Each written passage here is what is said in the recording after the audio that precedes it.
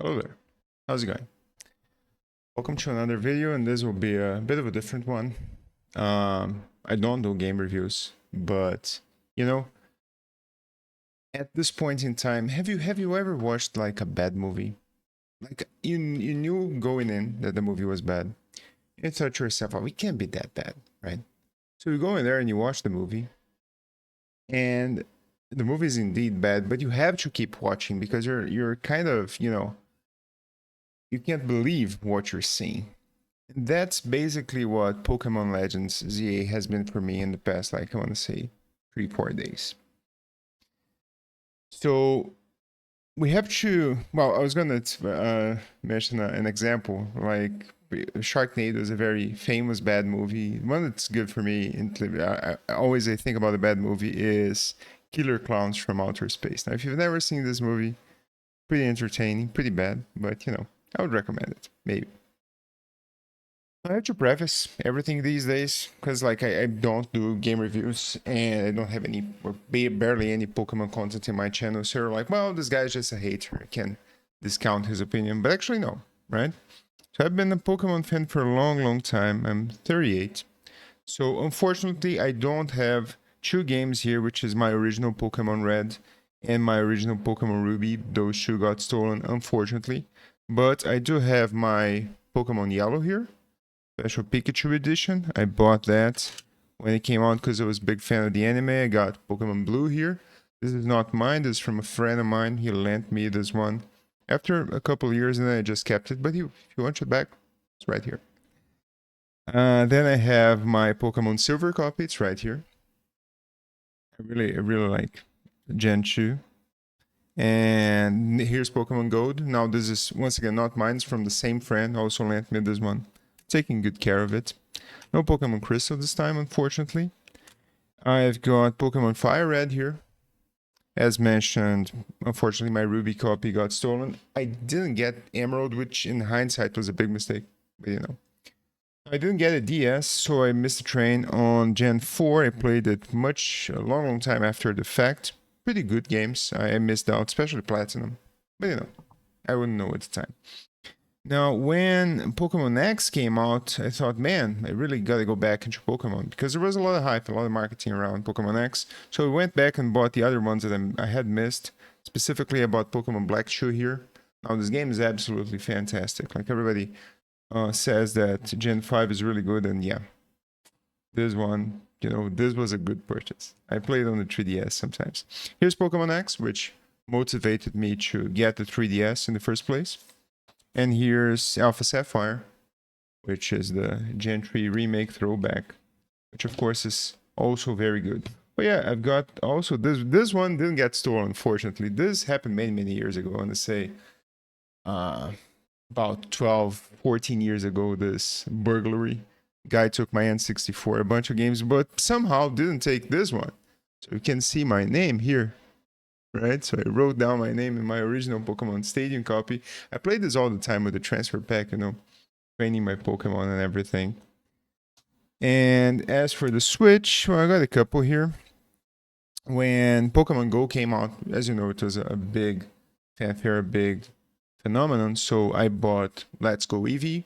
Same friend from the other games bought Let's Go Pikachu. We played this together somewhat. Also bought Pokemon Sword. Was a bit disappointed by this one, got a bit boring. Now I gave Game Freak another chance and he bought Pokemon Legends Arceus. And I'll talk about this in a bit, but that was, it's decent, but not what I was expecting. And then when Gen 8 came around, I was like, wiser. I was like, okay, that's enough. Let's stop giving money to these guys. And so that's it. As you can see, I don't have every Pokemon game, but I have a good amount of them and have played Pokemon since, I want to say, 1998 or 1999. So that is around almost, 30 years going? Well, not 30, but like 25, good 25 years.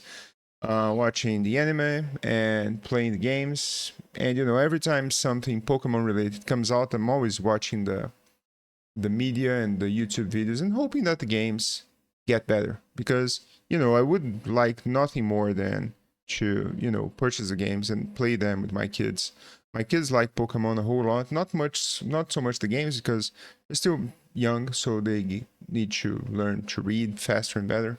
But they do like the anime very much, especially the XY series that's on Netflix. Like that one is like a really good, well executed anime, very good animation. So they like that a lot.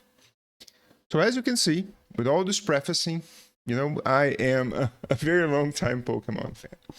And now Legends ZA came out recently, and I was not gonna buy the game. There's no shot because I've seen what happened with Arceus in a sense, but also Sword, very subpar game. And then Gen 8, I read it a ton and watched gameplays, streams, and everything. And I thought, well, this game is whatever. So I didn't buy it. And ZA came around, and I was like, okay, I thought Arceus was decent, so maybe let's watch it. So I watched streams and I read reviews. I watched YouTube videos of people, and I'm gonna try to make this video not derivative at all. So like I've watched a ton of reviews at this point. I know that people are complaining a lot about the graphics and everything, which is it's a fair complaint, let's be honest here. But I'll try my best to not retread old ground, because like you guys have watched these videos, so why would you watch yet another guy complain about stuff that you have already listened to in the past, right? Makes no sense. So I'll try to make new complaints. Hopefully that will be achieved.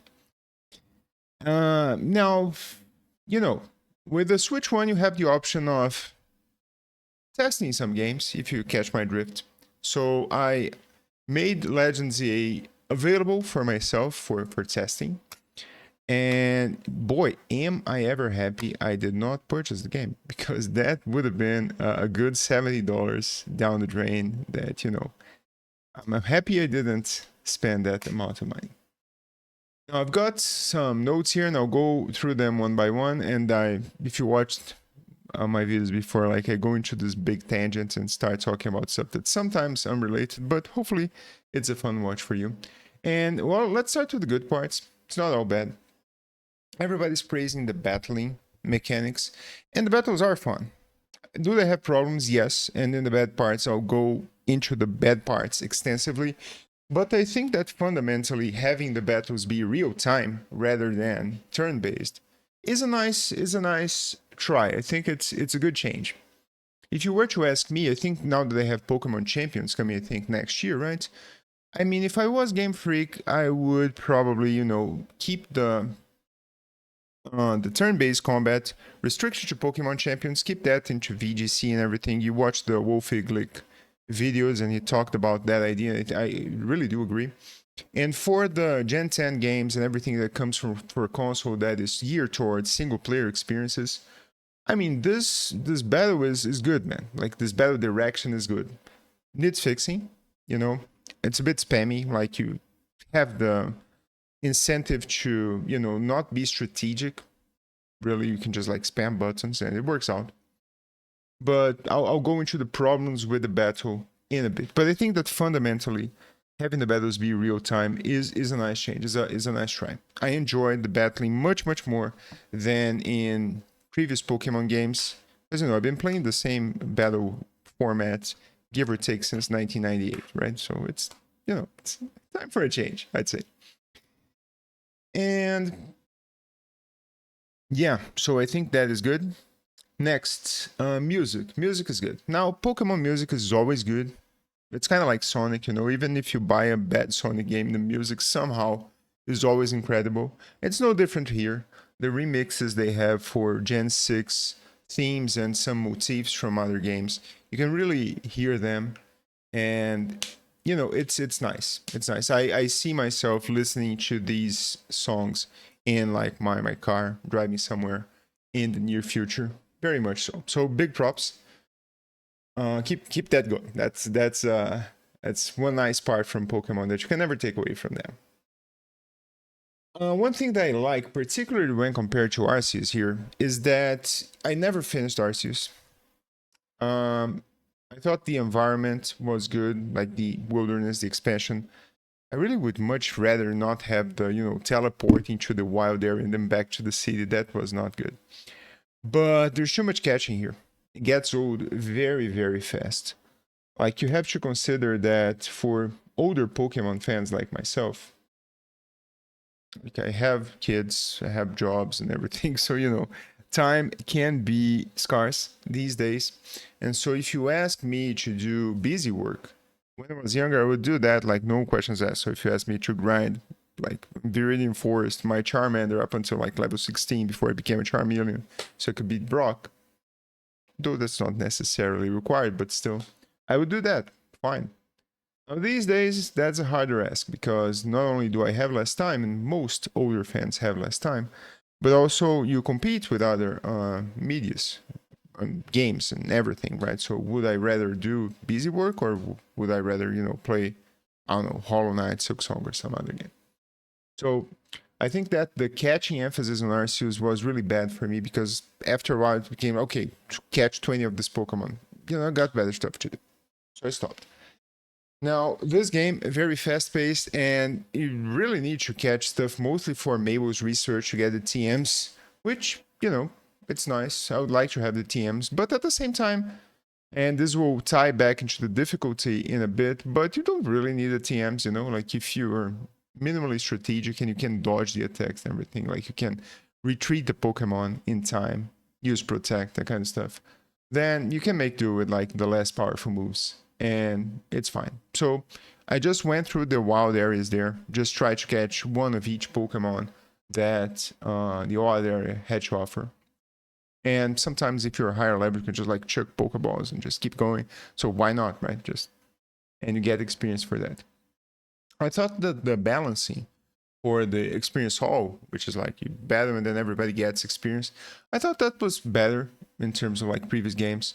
This has been a problem for a while now in Pokemon X and in Pokemon Sword. Those two, I clearly remember that everybody getting experience at the same time made the game extremely easy. And don't get me wrong, this game is also easy, but for different reasons.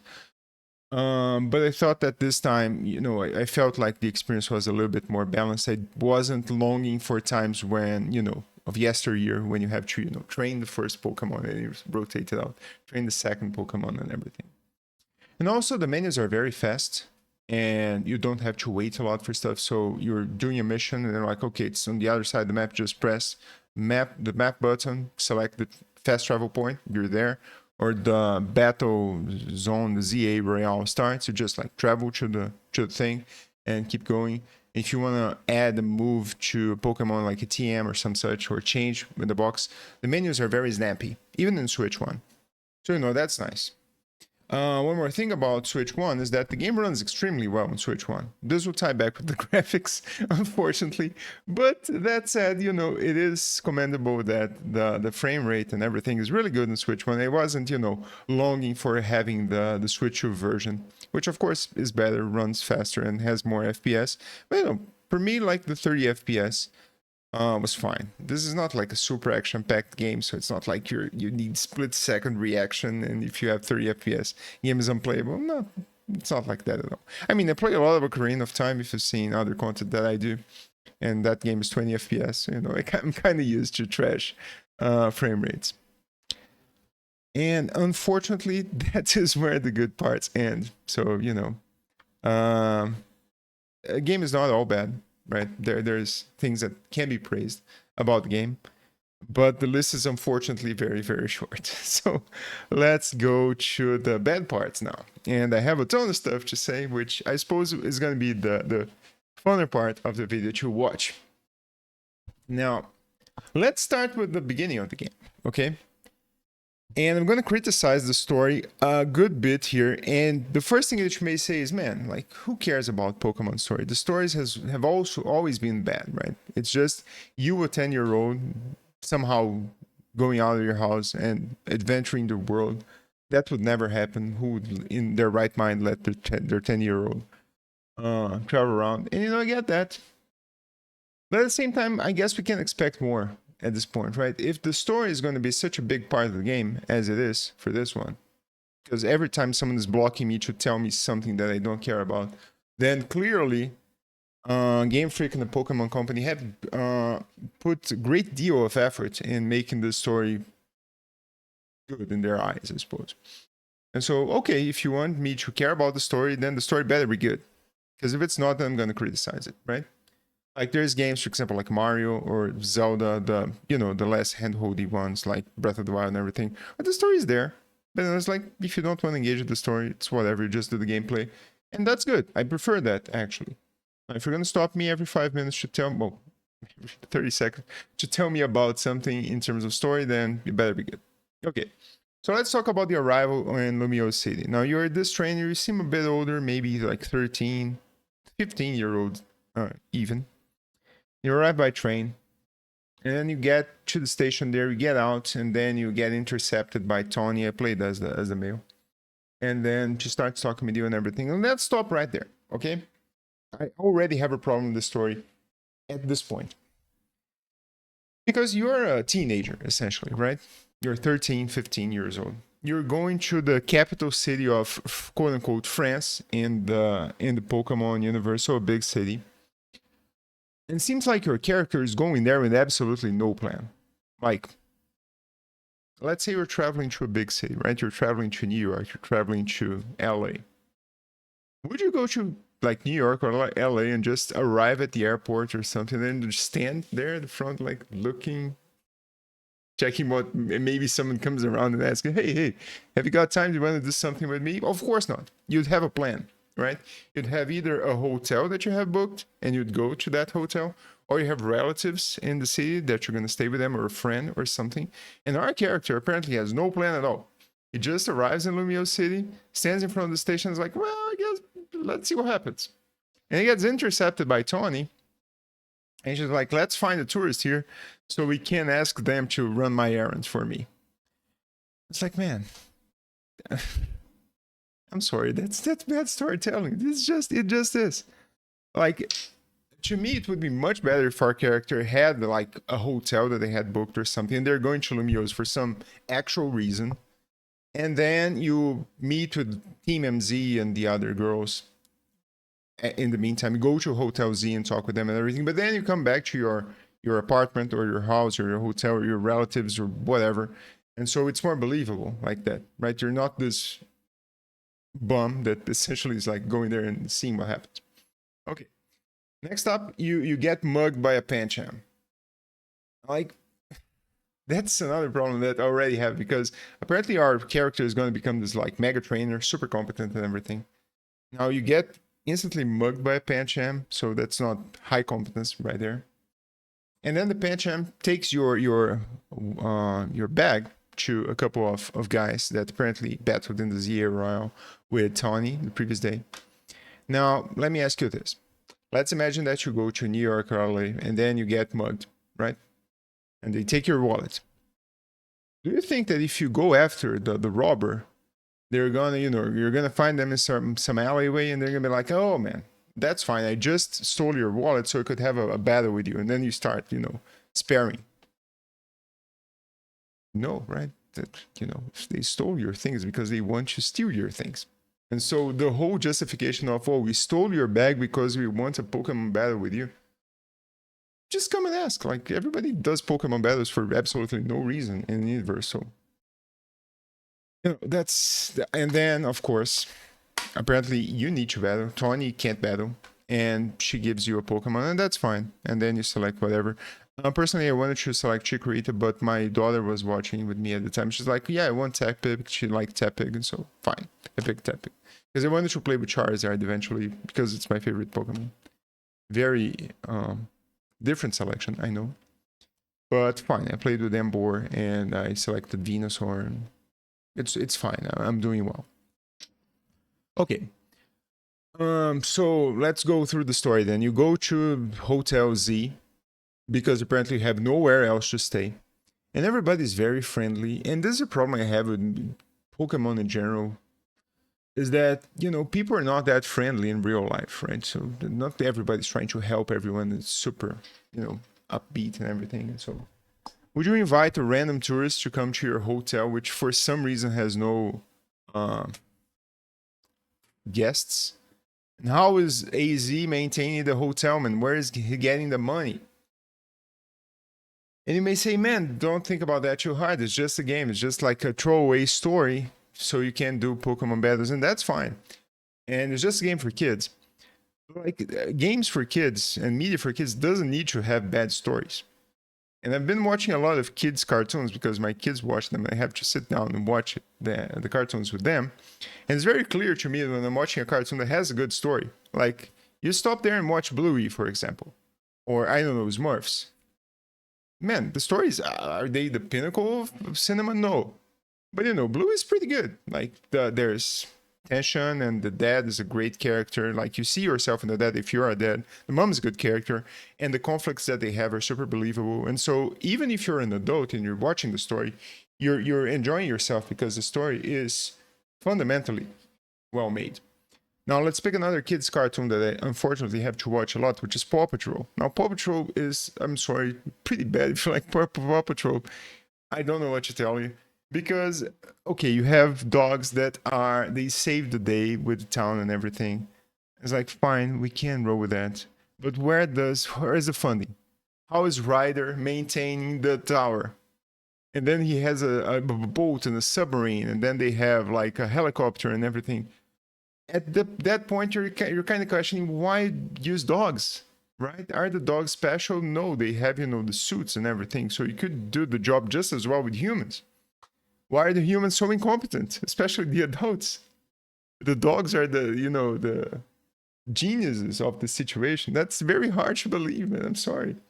And Pokemon is the same thing, right? I can't get past the fact that you are this 13-year-old that arrives in Lumiose. You've apparently never done a Pokemon battle in your entire life because there's never-ending tutorials for the first like an hour or 2 hours or so. Like, you can't do anything. If you watch the Video Game Donkey review, it's very funny because he actually doesn't even review the game. It's just like he tries to do something and then Tony says not right now, and he tries to sit in a chair and you can't sit on the chair, and you try to climb a ladder and you can't climb the ladder, and then you're just being railroaded everywhere, and the game doesn't trust you to be a functioning human being at any point in time. And then like, it's so hard, man. It is so hard. Like, you're making a game for kids. Don't assume the kids are stupid, man. I'm sorry. Like, when I was younger, we were playing like NES games. We were playing Sega Genesis games, Super Nintendo games. There was no tutorials. You had to like read the manual and then figure stuff out, right? Let's say you bought. I have my things here, as you can say. Like, I like this game a lot, Toe Jam and Earl. Great game. You're an alien and you have to pick up the presents, and you open the presents and you explore the planet, and you have to find the pieces for your spaceship. Is the game simple? Not really. You have to, explore the floors and then find the elevator and find the pieces, and there's a ton of presents, and the presents have a ton of effects. There's no tutorial, man. There's no like guy saying, hey, this present is actually super high tops and you can run super fast for the whole day. No, man, you just press the buttons. That's it. When you learn to dash, why can't you dash in the first place when the game begins? I don't know. And then there's this little pop-up that says, oh, press B to dash. Well, great. I would never think to press one of the 4 face buttons that are right here. No, I'm a complete idiot. What? How do I move my character? Oh, I can run? What? I can press... Dude, my 6-year-old is like beating Sonic 2. He beat Sonic 2 and Sonic 3 the other day. Did he die a lot? Yes. Did he use save states? Yes, but he, have some faith in us, man. Please, let me play the game. Okay, this is super, one of those drifting off moments. I was talking about the story. Okay, so then you go to the hotel, and who knows how they're funding the hotel. And then there's Team MZ. So there's this dance girl, which is Tina. I forgot her name. So apparently she's sister of the Tierno guy from Pokemon X, which, great game to base yourself off of. Also terrible story in Pokemon X and friends and everything. Like, don't get me started. This is not a Pokemon X review. If you want a Pokemon X review, just tell me in the comments. I'll make a Pokemon X review that is just as good or bad as this one, if you want. But okay, so there's this girl, and she's inoffensive. I think she's all right. Wait, no. Tawny is like the friendly rival. You can't have an asshole rival like Blue anymore, apparently. So that's a shame. And then there's this other ghost called Naveen, right? And she is like a tailor. She, likes clothing. And this character just, man, I have so many problems with Naveen because not only is she like super, she just seems always, how do I say this? She's sad, doesn't want to talk, criticizes the food, which is always the same food, is the same thing as Arceus every time you come back. It's always the same meal. Why not have different meals, man? It's like, okay, fine, you can't be bothered to buy extra assets. I don't know. Or produce these extra assets. And then she's always complaining about stuff. Now I'll get back to Naveen later because this is super fine. At this point, you think, oh, I have complained enough. You have seen nothing still. Okay. So then the game keeps holding your hand. You can't climb a ladder or everything. And you go to the wild zones and stuff happens. And okay, since we are in the story part of things now, this is almost hard for me to say, man. There's a looker situation with them and everything. Okay, let's do this first. Okay, and then I'll get back to the real problem I have with the story later.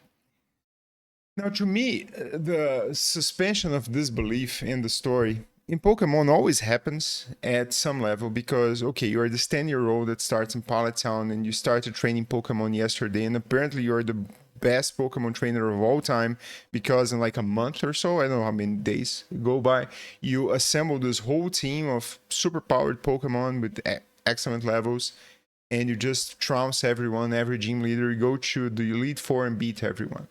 Is that believable? No, right? Let's take real life, for example. Let's say you want to, program computers, or you want to be an engineer, you want to be a doctor. Would you, as a 10-year-old, sit down, Google some stuff, and then become the best programmer of all time? No, that would not happen.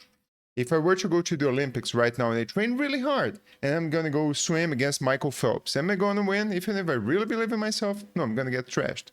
I want to run against Usain Bolt. Same thing. I want to program. It's me against John Carmack. Who's going to win? So the whole ethos of Pokemon, if you are this young boy or girl and somehow you are the chosen one, the best of all time to do this, and you're more competent than every adult that has been doing this for decades, is in its face very unbelievable, right? And Legends EA is no different, right? Can I excuse Legends EA because every past Pokemon game has the same thing? Perhaps. Because it's established in the series, like Peach getting kidnapped at this point. It's something that you just expect. But at the same time, it's super cringy for me to see, okay, there's this organization, Quasarticle, right? And they want to protect Lumiose because there's rogue mega evolution going on. And then they can't count on AZ because it's super old. And then their big plan is, okay, we're going to hold this ZA Royale competition and then get the best trainers to do it, which is in its face, okay, a fine plan. As it turns out, like our 13-year-old and Tawny are the most competent trainers in the city, and so they select us to protect the city. Can I believe that I would select the 13-year-old to protect the entire city? Not really, right? In a way, this is something that I can praise on Pokemon Sword. The game does a lot of things very wrong, but one aspect is when the Dynamax stuff starts happening, the gym leaders go there, like Raihan goes, and also Leon goes, and they do stuff, and it's not all up to you. You're not the most special, legendary, best trainer of all time that solves all the problems. So that's really good, I think. And in this game, not so much, right? So you are the best trainer ever. All your team MZ friends are counting on you to help them with the rogue mega Pokemon, because apparently only you can mega evolve or something. Or I don't know why they don't mega evolve and deal with the stuff themselves, but anyway. Okay, so there's all that. Now, the thing that happened with the story that I was, that was a bridge too far for me was the streamer there, Canary. Now, there's this streamer, which is super popular in the town. And apparently everybody is a big fan. Now, someone like Naveen, being a young girl, being a fan of the streamer, I can buy. It's very cringy. Like, look at me. Look at me. Right? I'm 38 years old, man. I'm almost 40. Now, me playing as a teenager is already, doable. But then I have to interact with a bunch of content where this girl is telling me that the streamer is the best of all time and that she wants to breathe the same air as the streamer. And we have to do a popularity contest that we have to answer questions about trivia, about the streamer and everything. And it's like, man, it's hard, man. I'm sorry, it's hard.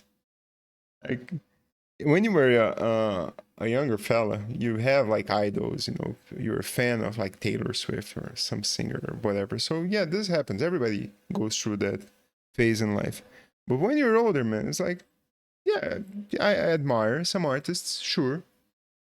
If I saw them on the street, would I, kneel on their feet and ask for an autograph or some such, or, can I breathe the same air as them? I mean, please, they're just people, just like us, right? And so having to interact with that kind of content is very cringy. I'm sorry, it's super cringy. It's hard as an adult to have to interact with that.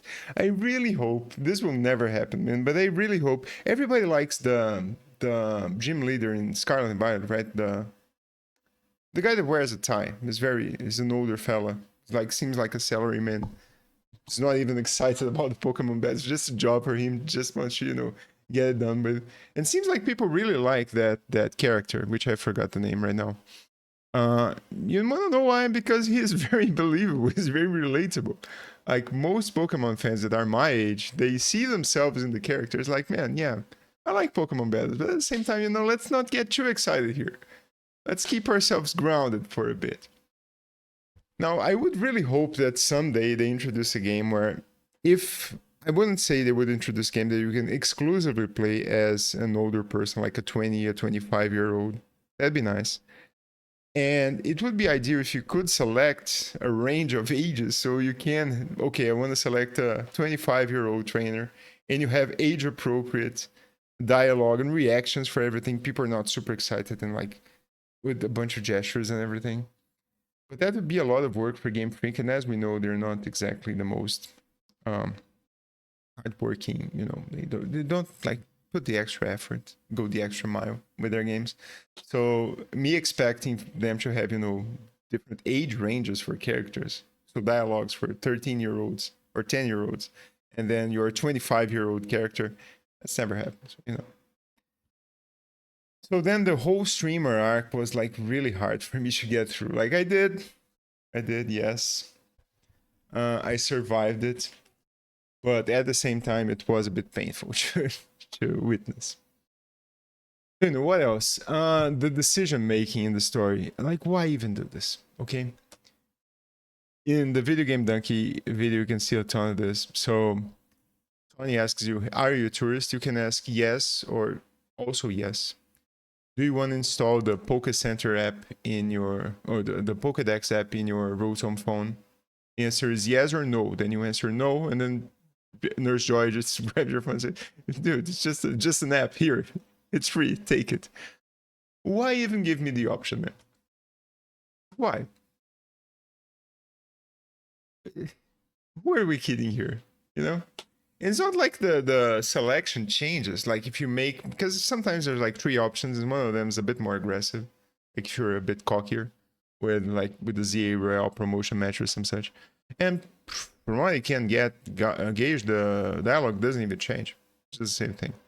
So, take out the options then. Either you go all the way and you have a yes and a no option, and the no option does something to the gameplay, and the dialogue is different, and the gameplay progresses in a different manner. Or don't give me the option at all. Just like do the text boxes. In the topic of text boxes, people have been complaining a lot about the lack of voice acting, which is a very fair complaint. But at this point, man, It's fine. Like, would I want the voice acting? Yes. At the same time, if I had to hear Canary and her fans be voice acted, I would probably turn off the game at that point. So, you know, maybe it's a blessing in disguise because I'm just reading the cringe. I'm not actually hearing the cringe, so it's easier to cope with it. Let's see what else. Let's talk about the graphics a little bit. I won't delve too much into the graphics because everybody's talking about the graphics. Are the graphics good? No. Are the buildings just boxes with PNG spaced on? Yes. So, you know, if I complain about the graphics, you'll not be hearing any new complaint. It's just like the stuff that you have listened to in other videos. Are those complaints factual? Yes. Is Pokemon the biggest grossing franchise of all time ever? Yes. Could they invest more than 13 millions allegedly, according to the leaks, to make this game? Also, yes. At the same time, you know, if this game had the best graphics ever, if you had like, I don't know, Unreal 5 tier, PlayStation 5 level graphics and everything, but the game was the same. It's the same story, it's the same cringiness, the same gameplay loop, which I'll talk about in a bit. Would the game be good? No. It would just be a pretty game that is bad. So, would I prefer the graphics should be better? Yes. I would much rather have the game be good though, you know?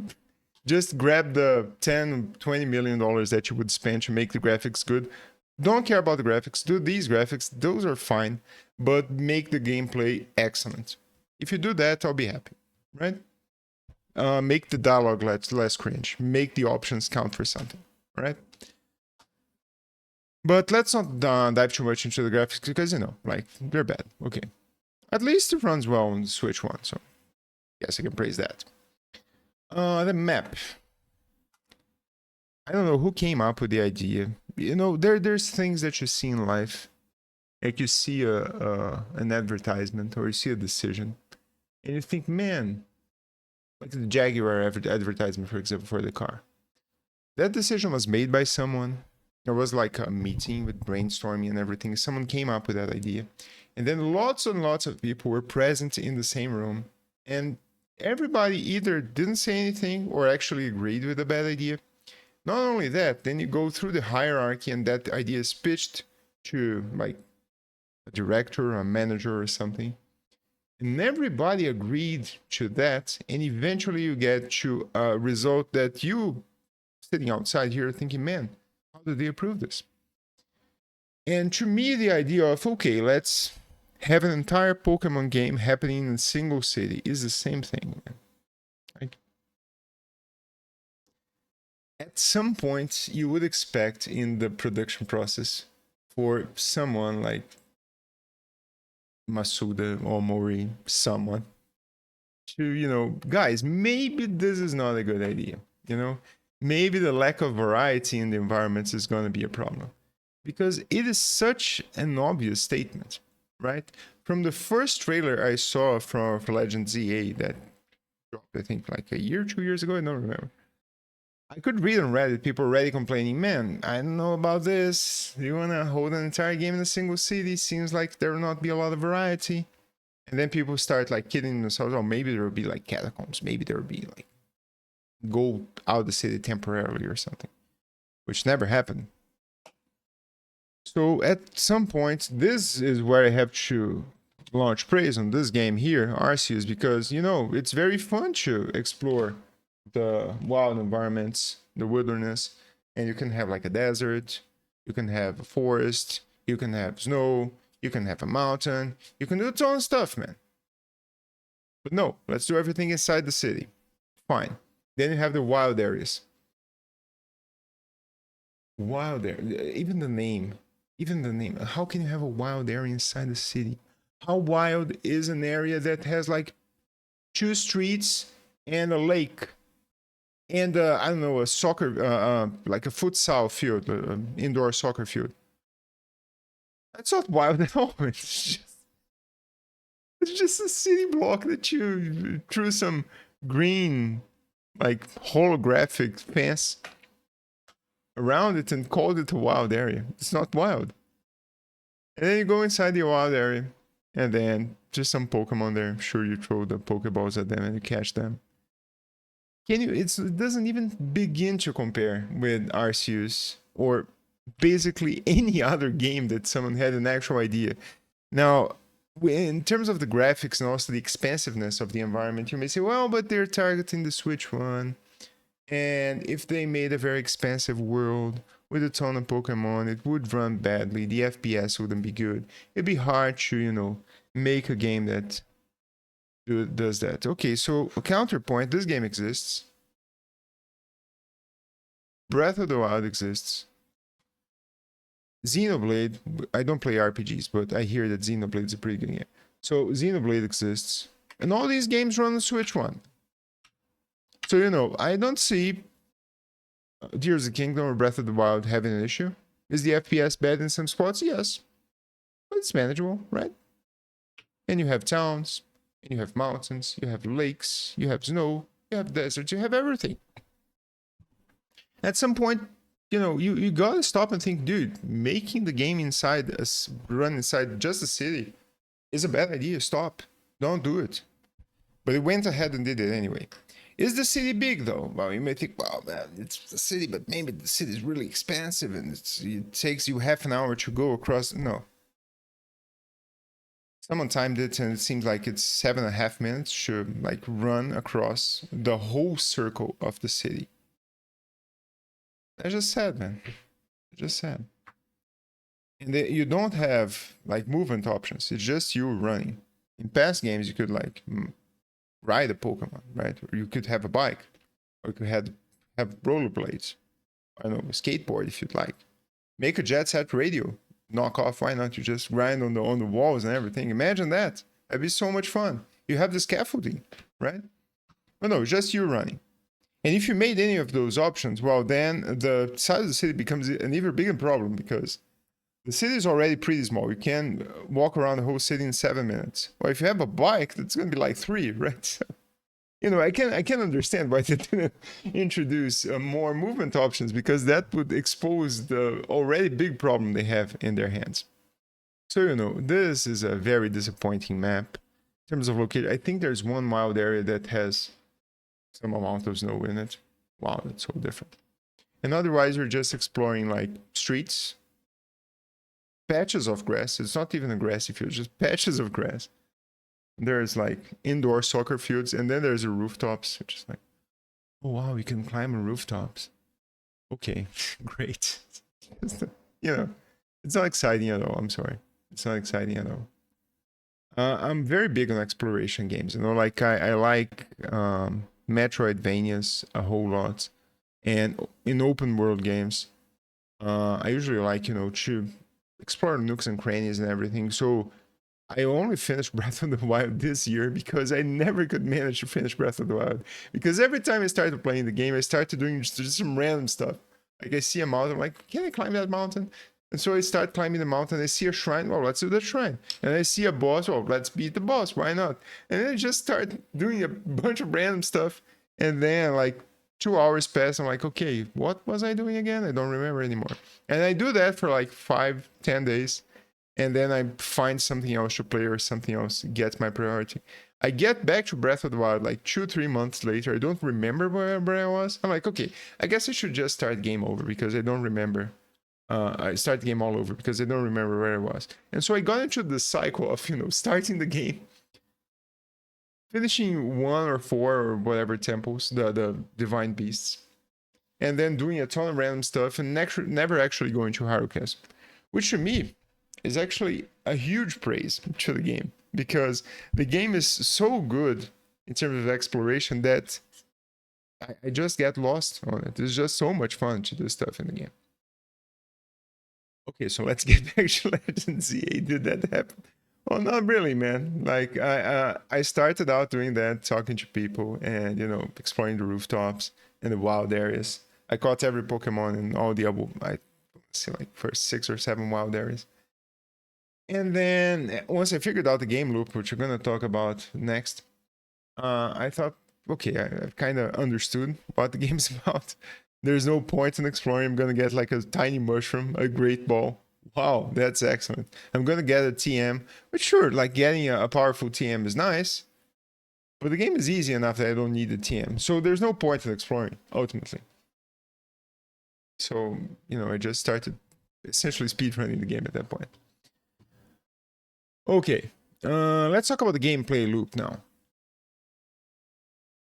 So there's 2 points in terms of this gameplay loop as far as I'm concerned, right?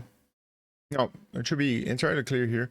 I didn't finish ZA, I got up until rank E, I want to say. And then the game became so repetitive and the story is so cringy, bad, and everything. I was like, okay, man, like I'm not having fun. I gave this game a fair shot. I played like 10, 12 hours. It would get fun at some point. Hopefully that didn't happen so far. So, I'll just stop and make the review. My initial idea actually was to, play through the whole game, endure it as best as I could, and then do the review. But, at this point I can't be bothered. So, that's my take up until rank E. But to be honest with you, right, from what I've seen in terms of gameplay and reviews and everything, it's not like the game is going to massively change when I approach end games. That's fine. So before you have the rogue alpha mega evolutions or everything, you have the gameplay loop of day starts. Do I want to talk about the hotel stuff? Okay, I'm going to talk about the hotel stuff a little bit. I forgot about something that I was going to mention, which is the transitions and the cutscenes. Okay, let me pin this. Okay, I'm going to get back to the gameplay loop, but right now. Okay, first time you arrive in the hotel, they always drop you at the end of a cutscene in front of a door. I don't know why they do this. It's like the cutscene ends and then it's you and the door is right there. And so your gameplay after that is just walking up to the door and pressing A. Why have this? And then once you enter the hotel or any other area, the cutscene starts again. Don't do it, man. Just, do the continuous cutscene if you want to show me the story so bad. You know what would be best? If I could just press freaking start and skip the whole cutscene. I don't care about the story. The story is bad. Just, let me press start or select or something. Skip the whole thing. I just want to do the gameplay. If you're gonna make me sit through the cutscenes, at least make them continuous. Don't tease me into like, oh, hey, the gameplay is coming around. Oh, there you go. You have control for your character. Then you press forward or press A. The cutscene starts again. And then, for example, when you arrive at the hotel the first time, then it's like, okay, let's hit the hay. You need to sleep right now. If you try to leave the hotel, they won't let you. Fine. So you go to the elevator, and then you press A on the elevator. It's like select your floor. There's like the current floor and 2F. Why give me the option? There's no option. It's just like I'm me pressing up and then A again. So I wait for the cutscene, and then I'm in the hallway. Can I do anything in the hallway? No. I can just walk, and then there's a marking on the door, and I press A on the door. And so there's another transition. I'm inside the bed. I'm inside the room. Can I do anything? No. I can just go up to the bed and press A, and so I start sleeping. But not really, because Tony interrupts you, and she wants to talk about, I don't know, something that doesn't matter. And then you go to sleep. Okay, then you wake up, there's this, the alarm goes off and everything. Why have that text box? I don't know. For immersion, I suppose. And then you wake up and you are inside the room.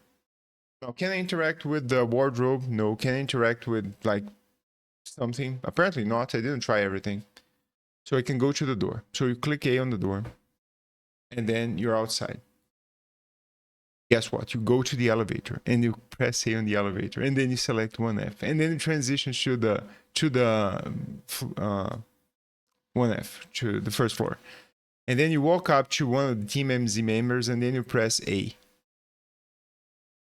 Why are we doing this whole section? Why are you wasting my time? Nothing happened. You just made me press forward and A like 6, 7, 8 times for no reason whatsoever. You didn't progress the story. I'm not immersed. I'm just annoyed at this point. Right? So the cutscene, what is the correct way to do this? If you must show me the story, which you really shouldn't, you just let me press start. I don't care about any of this. But fine, if you must show me the story, okay. I'm outside the hotel. The cutscene with Tony ends. The cutscene inside the hotel begins instantly. They tell you whatever the hell they want to tell you. AZ tells you something. I don't care. And then they say, okay, we need to sleep now. You transition. You have like a text box, you slept through the whole night.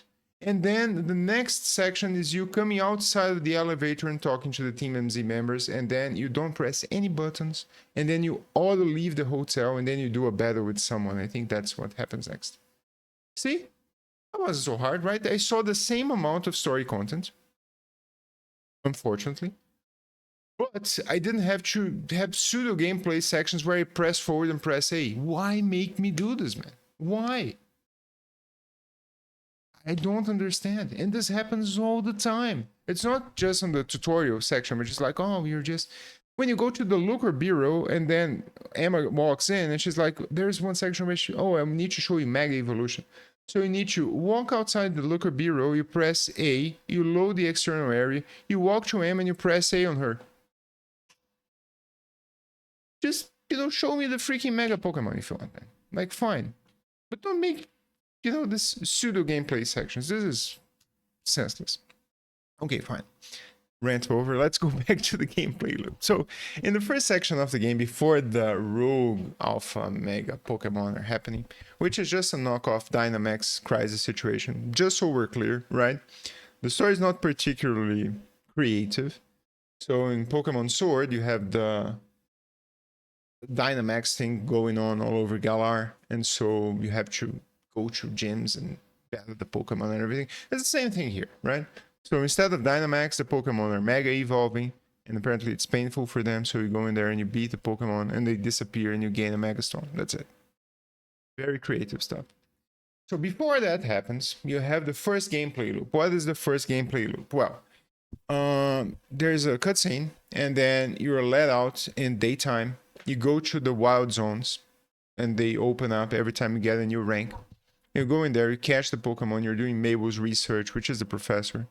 And by catching the Pokemon, you gain points, and with that, you gain experience to get TMs and everything. And also, you can catch new Pokemon. Great stuff. Then, nighttime comes around, and then the ZA Royale starts. The idea of the ZA Royale is that you're going to battle a bunch of trainers, and then you're going to grab enough points so you can get a ticket. And with that ticket, you can challenge someone, and if you beat that someone, you go up one rank. So that is the gameplay loop. This gameplay loop is not necessarily bad, but it gets stale very fast, is what I want to say. When I went from Z to Y, I thought, okay, this is fun. I like this. And then I went from Y to W, right? Or X. I don't remember the next letter. So it was still fine. And then for the next letter, it was still fine. Once I went to V, that gap, the points start increasing, which is not a big problem. It's not like you have to do a ton of battles. But then the loop becomes like very obvious. It's like, okay, tomorrow I'm gonna do the nighttime ended, right? So now, what's gonna happen next? I'm gonna go to the hotel. They're gonna have some useless conversation with me. I'm gonna go to sleep. The next day, a few new wild areas will open up. I'm gonna catch Pokemon there. Nighttime is gonna come around. I'm gonna battle 5, 6, 7 trainers, get my ticket, and then battle for the promotion match. And that's it. So it starts getting a bit stale, and I think they thought about this and they realized, okay, man, if we actually require people to go from Z to A, going through all the letters, this game is going to be terrible. So good call on their part on realizing that the loop was starting to become a little stale. So the timing that they realized and changed it up is good. And then this Vinny guy from Post Article calls you and says something about Rogue Pokemon. And then he becomes your rival for rank V. And if you beat him, then you go all the way up to F. So nice. Okay. It's kind of 10 promotions that you have to do in total. And this is when the Rogue Mega Pokemon start happening. So the gameplay loop, let's talk about the gameplay loop first, and then I'm going to talk about the Rogue Mega Pokemon events and situation. Right. So, yeah, the catching in the wild areas is fun enough, I think. Like what is frustrating a bit about this game is that the individual parts of the gameplay are not necessarily bad. Is going through the wild area and catching Pokemon in that fast-paced Arceus style fun? Yes, it's pretty good. Is doing that in the context of the wild area with 2 streets and a lake good? No, like the environment sucks. But the actual, process of finding the Pokemon, battling them, battling multiple at the same time and throwing the Pokeballs, that is fun. Okay. And then the ZA Royale is going up to the trainers and sneaking up on them and attacking them with your Pokemon and going to the next one. Fun. The battle is pretty good. Is it perfect? No, it can be improved, but it's decent. It's an improvement. So that individually also, the ZA Royale fighting people part is actually pretty enjoyable. The thing is that the game can't, sustain itself on only that, right? So you have 2 individual gameplay sections, the catching and the battling, which are okay. I would even go as far as saying they're good. But everything else around that is bad, right? So as I mentioned, the story, as I mentioned, the environment map, the city, and the biomes and everything, and the movement options. And so really those 2 pillars of catching and battling can't sustain the whole game by themselves. And so they overuse those pillars over and over and over and over again up until the point you get sick of them. It's like, okay, it's fun battling, but at this point, it's become a bit old. I'd like to see something new here.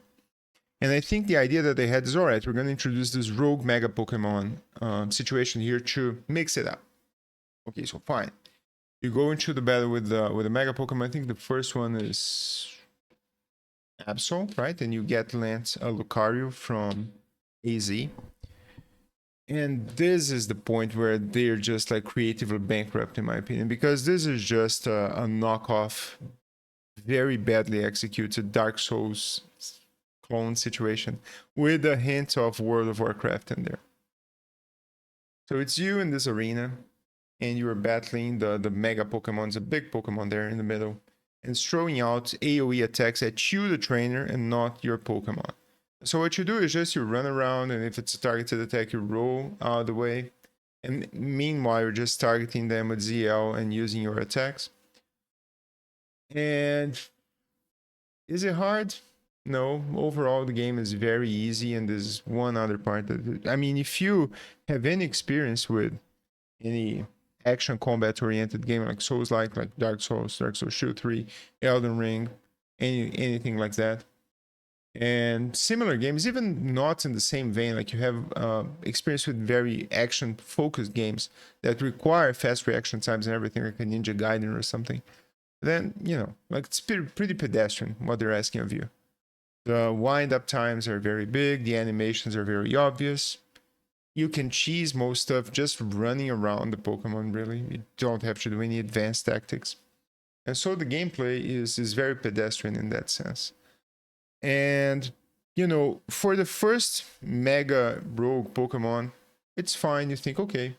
And then they start throwing curveballs, like the new Mega Pokemon. They do AoE attacks on the ground that you have to dodge, or they have linear attacks that you have to dodge. But, comparing this to, like, any Dark Souls boss, for example, even the initial ones, like, it's... I would say even Belfry Gargoyles or a Quailag. A Quailag is much, much harder than any of the Mega Pokemons I've seen. And so, at that point, that pillar of the gameplay didn't impress me much, right? And the battles are super long. And one thing that the game promotes, which are the Megas, and there's a ton of new Megas, is, it kind of counteracts this in a sense, because the rogue Megas, they can really only be damaged by Mega Pokemon that you yourself use. You have to use these plus moves that actually do damage. So the battles become very drawn out. Not only that, but you're kind of forced or pigeonholed into using Mega Pokemon of your own. So if you happen to like a Pokemon that doesn't have a Mega, let's say you like Jolteon or Vaporeon a lot, there's really no incentive for you to use those Pokemon when you could just use Gyarados or Ampharos, which have Mega forms, and then you can use them in every single battle throughout the game, but also with the Rogue Megas, you just Mega Evolve them and do the battles. So in a sense, the whole rogue mega Pokemon situation undermines the variety, right? You are incentivized to have 6 Pokemon that have mega forms, and then you select the one that's super effective in a sense, and then you use that. So I think they didn't really think this through in terms of like those mega fights. Now talking about strategy and difficulty, let's talk about the battles for a little bit, and like the actual trainer battles. Now we wouldn't expect a Pokemon game to be hard, right? They really never are. But I wouldn't expect them to be less strategic than the turn-based option. Because when you're engaging with the traditional turn-based game, this one or any other one, you have to consider, okay, my Pokemon typings are these, the enemy's typings are that, I want to have coverage moves because I want to use moves that are super effective. You're going to hit me back, I'm going to switch them out, have immunities and everything. So you have all these considerations, which is, like, is this super mind-blowing complex gameplay? No, not really. But, it's something, right? You have to think a little bit. And with the new action battle system, real-time action battle system, that kind of goes out the window. Because, of course, you want to use a Pokemon that resists the attacks, and you want to use moves that are super effective. But you have the whole cooldown situation. You press an attack, and there's an internal cooldown. And while that cooldown is going on, you have the incentive to use other attacks that are not in cooldown currently. And at one point, unless you are really willing to, keep switching up the Pokemon moves on a battle-per-battle basis, which, why would you? The battles are so easy, you have no need to do that. Or really, you're just like basically spamming the attacks. Okay, so I have Ampharos and I'm fighting a water type. Okay, I press Thunderbolt. I'm not going to have like 3 electric type attacks, of course, because I want to have coverage, right? So I press Thunderbolt, it's super effective, I do a good chunk of damage. Let's assume they didn't die. So next I'm going to use Dazzling Gleam, and then I'm going to use like Headbutt or something. And once I do that, the third attack, even if it's not very effective, then Thunderbolt is back off cooldown, and then I use Thunderbolt again. In theory, the battle system is good, but in practical, in the actual sense of how it happens, at least against the CPU opponents I didn't play online, you're just like pressing buttons. You're like, okay, I'm going to press the button for my super effective attack. While that is on cooldown, I'm going to press the button for my neutral attack. If I have 2 super effective attacks, of course, I'm going to use both. And then while those 2 are in cooldown, I'm going to use any other attack, even if it's not very effective. So you're just, press, and then you run around a little bit, you try and dodge stuff. If there is an attack that's coming towards your Pokemon that is super effective and it's going to knock them out, you just press down, so you retreat them, the attack whiffs completely, and then you throw them again, or you can use Protect if you want. That's it. That's the battle system solved. And that's really bad because, a game doesn't need to have its own system to have depth. Let me give you an example. There's a few games that I play over and over again. And one of those games is Ninja Gaiden 1 for the NES. Now, I didn't have an NES. And I started playing these games that I didn't play as a kid much, much later. And one of those games is very famous, of course, Ninja Gaiden. What I like about Ninja Gaiden is that you can only do 2 things, really, or 3. You can jump, you can attack, and you can use your special weapon. And, do the wall jumps and everything. That's it. Now, the game is so satisfying in the sense of the responsiveness to your actions, and you kill the enemies in just one attack and everything. So you have this like positive feedback loop where you are doing stuff and stuff is happening on the screen, and you get better and better the more you play. And so you have this you're incentivized to always keep perfecting, memorizing stuff, and optimizing things. I play a lot of Sonic the Hedgehog games as well, for that very same reason, because once you start memorizing the level, it's super satisfying to just shoot off a loop and you know exactly when to press jump, and you run over a difficult section right then and there, and you have a quick stage clear time. And I don't see the same incentive here in Legends EA, because can you battle better, more efficiently? Yes, you can have these little tricks like you dodge and then you retreat the Pokemon at the correct time, you switch to the a Pokemon that's more suitable, and you use the attacks correctly. That's it. Once you figure that out, and depending on your level of skill, it's going to take like 30 minutes, an hour, maybe 2 hours to get that sorted. Then the battles become just like busy work at that point. You're just like pressing buttons. Oh, here comes the attack, I retreat. Oh, here comes the attack, I press protect. Okay, attack, and then you win. So, you know, at that point, it gets very hard to get excited for the next ZA Royale you're going to face or this special trainer, because at that point, you're just like, okay, I know how to win. So, yeah. A question that I have, and I don't understand why they did this. This affects normal battles some, but it affects the rogue mega fights like massively. You don't actually control your Pokemon. You control your trainer.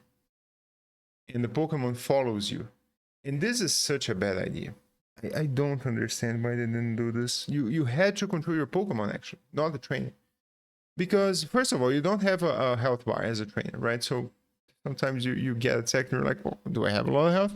And you just wait it out so you can heal yourself back up. But also you have a proxy way of controlling your Pokemon. So there's an attack coming, and let's say you don't want to retreat, you want to dodge it. So you dodge with your trainer, and you hope that your that your Pokemon is going to move fast enough to dodge the attack themselves as well. Maybe that happens. Frequently it doesn't. And so what happens is that the game becomes super unresponsive because you see something happen and you know exactly what you have to do. I have to dodge to the left, or I have to, you know, move a little bit back so I avoid this AoE. And so you move your trainer and your movement is correct, but then your Pokemon doesn't do what you want. It's like, oh, they took a little longer there and they stand in the fire puddle and then they're dead. You're like, well, okay, fine. So you switch, but it is very frustrating because you cognitively know what to do, but the inputs don't happen in the screen as you want them to happen. And this goes for the attacks as well, because you have the internal cooldowns, but there's a wind-up time, especially for ranged attacks. So let's say you want to use a Thunderbolt with Ampharos, and there's also the speed stat, I think, factored in. So you press Thunderbolt, and then there's this little winding up time, and then the Thunderbolt goes off. And if you're doing a melee attack with this slow Pokemon, same thing. If you're doing a linear attack like a waterfall or a rollout, sometimes you will miss because of that, because the wind up time is happening and then stuff happens in between. So I don't understand why they do this, because I think it would be much better if you just like press the button and it happened instantly. And if you were controlling the actual Pokemon and you press dodge and the Pokemon dodged. And then the combat system would be much more engaging that way, at least in my opinion. You know, it is a bit puzzling to me, because what they have currently is decent, but it could be so much better if they had, you know, made you control the Pokemon and not have this wind up time for animations and everything. So, I mean, some games like Dark Souls even, you have the wind up time factored into the attack, and you have this whole commitment to the movement, you can get punished back and everything. But the game, you know, clearly the designers spent a whole lot of time balancing, you know, okay, you're using Zweihander, so it's gonna be this long wind up, and then the enemy can attack you in the middle, or you're gonna use your Estus Flask, and then if you get hit in between and you lose your heal, that kind of stuff. And clearly the Pokemon designers weren't as critical or as detailed in their balancing, because the wind up time is there for whatever reason. And it doesn't seem fair, it just seems unresponsive. It's like, okay, press attack, but is the attack gonna happen? Hopefully. And you get hit, and it's like, you know, it is not satisfactory gameplay at that point. Okay, what else can I talk about? I'm almost out of subjects here. As you can see, the bad parts are pretty lengthy, as I told you. Well, the side quests, I engage with the side quests like very briefly. It seems like to me there's like you can battle someone, which is not a side quest, it's just a battle. Or they wanna see a Pokemon. This one I did like once, and I was like, okay, man, never again. There's this woman that wanted to see all Floette colors, and I had 3 of them, and I needed a 4th. I think that's it. And so I need to find the floette. So I found the floette. I caught the floette. I showed it to her, and she's like, "Wow, this is so cool." And then my prize was like trash. Okay, let's never do this again. And there's also the follow the Pokemon quest. And this one is just okay. Like I press forward and I follow the Pokemon. Is this gameplay? No, man. It's at times I get really, I get puzzled. It seems like there's no play testing going on. It's really something, man. When you engage with an aspect of the gameplay, and that aspect is so painfully obviously boring and unfun, and still it is right there. Like, wouldn't you have a playtester doing the side quests and say, guys, I don't know, man, these side quests are kind of mid. I guess we're gonna improve them, But no, apparently that didn't happen at all. They just test, okay, does the side quest work? Yes, ship it. And as a result, I mean, the game is not hard, so I can basically use any Pokemon that I want. Of course, I'm going to choose the ones that have Mega Evolutions, because I want to, be able to use that in the Rogue Mega fights. So I rode with like Emboar, Gyarados, Ampharos, Heracross, Excadrill, and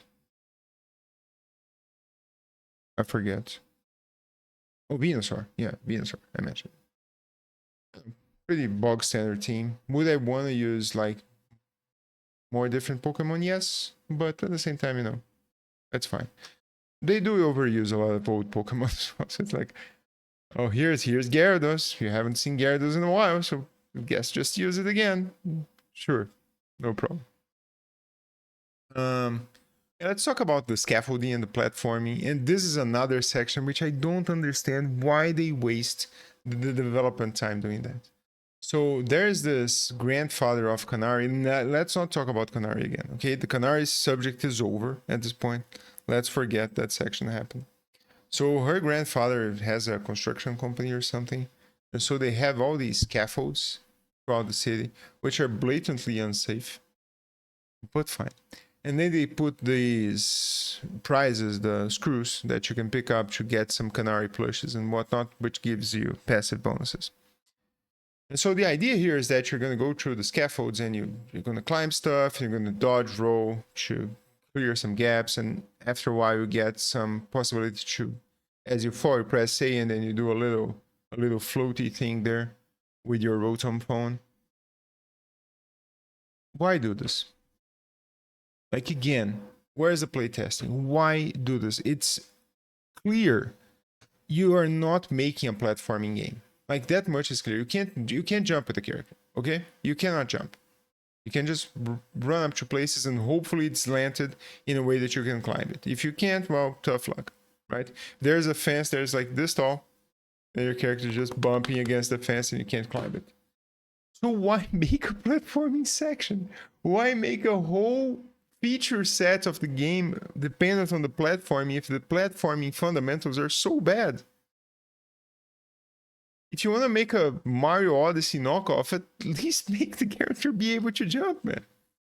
So I did these scaffold sections, like, I don't know, I want to say like 10 or 15 of them. And it's just so janky, man. Like, there's a gap, you press Y, you dodge roll, and you don't make the gap, and then you go back and try again, and somehow it works next time. And even if you get the prize and you solve the scaffolding puzzle, it wasn't fun, throughout the whole experience. I'm wanting to get this prize, the screw, but I'm not having fun while doing the platforming challenge. It's just jank. So why have it there in the first place? It's extremely puzzling to me. One more thing, the pink gems that you have throughout the city. So you need to grab the pink gems because you get mega shards, yes? And then with the mega shards, you go to Quasarticle Ink and you use that to buy mega stones. This is the most blatant, obvious to anyone, boring, pseudo gameplay that you have put in the game. What is what you're engaging with? You have a Pokemon outside, you see you're running around, and then you see a pink stone, and then you target the pink stone, you press an attack, and then you keep running, and you see another pink stone. There's a ton of them. So you target the pink stone and you press a button, and then you keep running. You see a pink stone, you target the pink stone, and you press a button. What are we doing here? Like, really? Who finds this fun? Can't you like give the megastones some other way? You can buy them, right? So you have to think about the reinforcement of the gameplay loop, right? So, for example, the ZA Royale, is it terrible? No, but it's decentish, right? So in ZA Royale, you have the incentive to, you know, battle more trainers, and as you battle more trainers, your multiplier goes up, you get more coins or tickets or whatever, and with that, you gain more money. So if you have the megastones be bought with money, then clearly the player has an incentive to engage with the ZA Royale. They do more battles, they make more money, and they use the money to buy the megastones. So there's a reinforcement right there. Now here, for some godforsaken reason, you have pink stones which look terrible, littered all over the place. And the gameplay loop is the player pressing target and pressing attack. Target, attack, target. Why? Why? How this goes through playtesting, man? I don't know. It's so clear that this is busy work and not fun, and yet it's in the game. It's truly puzzling for me. And then at this point, with everything that I told you, it's clear at this point that, you know, I got to the rank E promotion. There was a section with the fighting guy, which I forget the name, and his sister is apparently in City Hall or something. And I stopped playing the game for the day. This was like 2 days ago. And now it's pretty late at night. It's, let's see, it's 1:30 in the morning, 1:30 a.m. Should be sleeping right now, actually. So I'm sitting here and thinking, well, okay, I have some time. I'm finished my work for the day. I can play. And I get to this point where I'm thinking, man, do I even want to turn on the Switch? Because I already know what's going to happen. You know, I already know I'm going to have to engage with bad story sections, or worse, cringe story sections that I don't care about. I can't skip the story sections. And I'm going to have some new wild areas, which at this point I don't care anymore. Like, do I need to catch more Pokemon? Not really. I have my team full. Am I going to like finish the Pokédex? Do I want the later TMs? Maybe, but I'm winning all battles without them, so, you know, maybe the game gets harder, but I doubt that. I doubt that very much. So, you know, I'm not going to engage with the wild areas anymore, in my mind, right? And so I have the ZA Royale, which is at this point just like sneaking up on a couple trainers. You press attack, you instantly knock out their first Pokemon, and then you kill 2 others. And then you get tickets, and you do that like 10 times, I would imagine 15 times for the upper ranks, because it's more points. And you get a ticket, and then you do an easy battle, and you go up a rank. And finally, there's the Rogue Megas, which at this point I've done, I think, 7 or 8 of them. And it's always the same thing, like the Mega is there, and then you run around, you throw your Pokemons, and they attack the guy. You use a couple revives or potions if you are getting hit a little bit, and then you get a Mega Stone for a Pokemon I don't really care about because I'm not using it. I guess there is a Mega Stone for Ampharos and Venusaur, which I don't yet have.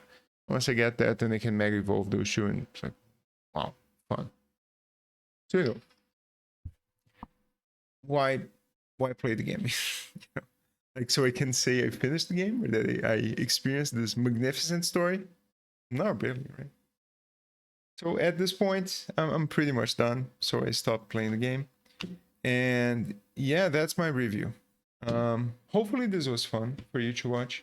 This is a different kind of content for me here. And as you can see, this is a single take. I'm not, you know, very good at editing videos and capturing the gameplay footage and everything. And hopefully the opinions, especially you can hear this as a podcast format. I do that all the time. I'm walking with the baby on the little cart and listening to stuff in my headphones in YouTube. So I guess the video has that going for it. And if you found that fun, you would like me to review other games, could be newer games, could be older games, which I quite prefer, then I can certainly do that. And also, I've been thinking about doing more lifestyle or life advice videos, as I have quite a few in the channel, as you've seen. I want to thank people that followed the channel recently. Many emails I got with people following the channel. I know that you guys were expecting more videos should be published, but that didn't happen. And there's a very good reason for that, which I'll maybe go over in a future video. But there's stuff happening in my life which are good things, so don't worry about that. But that's subject for another time. In the meantime, thanks for watching. Hopefully this was fun for you. And oh yeah, final question. Oh, you know the answer to that at this point. Well, should you buy the game? Not really. Yeah, I would say if this game was like $20. I think 20 at the same time it's so hard, and because Silk Song is $20, right? So it's like, is the game better? Silk Song, not really. So I guess the game is worth less than $20. So let's call it an even 15, right? So if you can buy the game for 15, then sure. There's a DLC as well, right? So I didn't buy the DLC obviously, so that's 30. So it is hard for me to believe that this entire game costs $100. Like, it's wild, man. It's a wild area. This is a wild area. The game costing $100. Well, anyways, thanks for watching. I'll see you guys next time. Cheers.